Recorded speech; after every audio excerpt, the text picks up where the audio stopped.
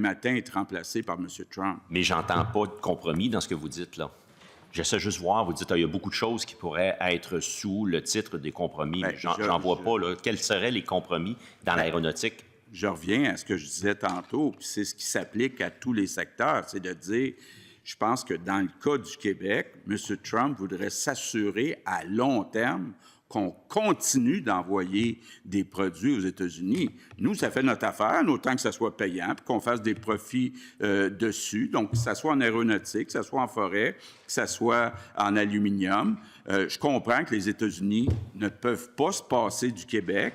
Donc, on est ouvert à des négociations. Ça peut prendre plusieurs formes. Puis, donnez-moi un exemple de compromis en aéronautique. Un seul exemple. Bien, un seul exemple, c'est de dire, est-ce qu'on peut dire à Boeing qui, vous savez, certifier des pièces là, en aéronautique, ça peut prendre 2-3 ans. Donc, Boeing se dit, si moi, je ne reçois plus les pièces du Québec, là, je suis dans le trouble pour 2-3 ans. Donc, ils veulent une certaine assurance qu'on va continuer à approvisionner les États-Unis. On est ouvert à ce genre de compromis, à ce genre de garantie, mais en autant que ce soit payant pour nous autres. Comment vous allez vous assurer que les acteurs de l'industrie, aluminium et aéronautique, soient toujours dans le coup, soient toujours dans le coup des discussions que vous aurez? Bien, on discute. Et puis, la ministre de l'Économie est en contact continuel avec les acteurs. Ça ne veut pas dire qu'il ne va pas arriver des situations où il y aura une différence entre ce que souhaitent les entreprises puis ce qui est le mieux pour les citoyens québécois.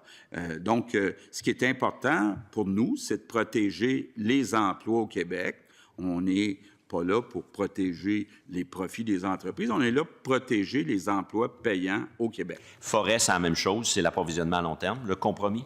Absolument, parce que, comme je le disais, oui, ils ont commencé à planter et à faire pousser des arbres aux États-Unis, mais ils ne pourraient pas demain matin dire « je n'ai plus de bois qui vient du Québec ». Donc, il faut comme les rassurer qu'on va continuer à leur vendre du bois.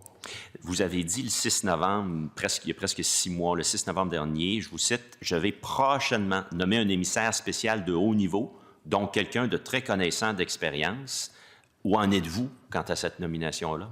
Il y aura quelqu'un. Là, les discussions ne sont pas commencées. Ah non? Là, on a un nouveau premier ministre du Canada depuis 2 jours. 2 jours, un jour, 2 jours. Et donc, on va nommer prochainement un représentant du Québec pour les négociations qui vont avoir lieu aux États-Unis. J'espère que M. Trump, je sais que M. Carney, M. Trump se sont parlé hier. J'espère que M. Trump est ouvert à commencer des négociations formelles. Si c'est le cas, on va annoncer notre représentant. Bien, parce que la dernière fois, vous avez dit prochainement, c'est il y a 6 mois. Vous comprendrez que je suis un peu sceptique, là. Oui, mais je veux dire...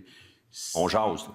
On jase. Si j'avais nommé quelqu'un il y a 6 mois, j'aurais dû commencer à le payer il y a 6 mois. Donc, on a sauvé de l'argent. D'attendre pour le nommer. Vous coupez réellement partout. On arrête coupez pas partout. de sauver de l'argent. Ouais. Ça n'arrête pas. Raison. Ça n'arrête pas. Vous avez raison. On gère de façon serrée à notre gouvernement. Monsieur le chef de l'opposition, oui, pardon. Je vous invite à vous rappeler l'article 35. Vous devez vous adresser à la présidence. Et n'oubliez pas également pour la captation, les fins de captation au Journal des débats. Alors, on doit comprendre ce que vous dites des deux côtés. Merci. Combien de temps, Mme la Présidente? 3 minutes 52. Parfait. Alors, maintenant qu'on a établi que le premier ministre n'a pas nommé l'émissaire parce qu'il voulait faire l'économie du salaire, même si je considère qu'il aurait pu déjà, il ou elle, commencer à travailler puis à discuter aux acteurs de la forêt, de l'aluminium et de l'aéronautique, prochainement, là, on a un premier ministre du Canada tout neuf, là, prochainement, ça veut dire quand, ça? Parce qu'à un moment donné, vous voulez aussi, d'un autre côté, avoir une entente renégociée dans les meilleurs délais. Alors, prochainement, ça serait quand, ça? Puis vous avez dit que vous avez donné un peu d'informations. Vous n'avez pas commencé réellement à discuter avec qui que ce soit là-dessus, là. Oui. Bien, Madame la Présidente, d'abord, c'est important de dire on n'attend pas d'avoir un représentant pour commencer à travailler. Ça fait plusieurs mois qu'on est au travail, incluant notre secrétaire général avec toutes les équipes, secteur par secteur, pour se préparer à une négociation éventuelle. C'est important, entre autres, d'identifier quels sont les produits qui sont remplaçables par les États-Unis, puis quels sont les produits qui ne sont pas remplaçables par les États-Unis. C'est vraiment un travail de moine, c'est un travail qui n'est pas simple, mais honnêtement, on n'attend pas d'avoir une personne. On a beaucoup de personnes actuellement qui travaillent à préparer cette négociation. Est-ce que vous êtes fédéraliste? Je suis un nationaliste et on a bien défini à la CAQ c'est quoi un nationaliste. C'est le Québec d'abord, mais à l'intérieur du Canada. Pourquoi j'aime pas le mot fédéraliste? Parce que c'est associé au fonctionnement actuel.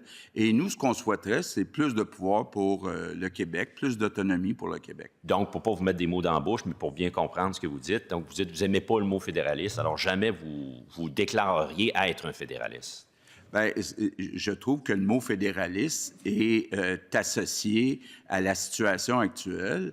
D'abord, au début, on parlait d'être confédéraliste, une confédération où il n'y aurait pas un gouvernement qui est supérieur aux autres gouvernements, entre autres au gouvernement des provinces. Je pense qu'on a chacun nos champs de compétences. C'est important que les gouvernements des provinces et le gouvernement fédéral respectent les champs de compétences de chacun des gouvernements.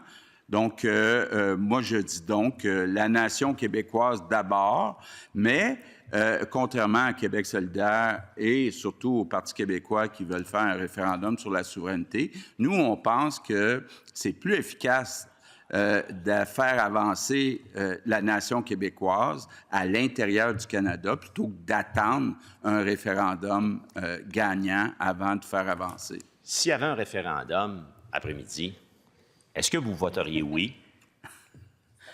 Il est vraiment dans les questions... Bien, c'est fondamental. Bien, écoutez, nous, on n'en veut pas de référendum.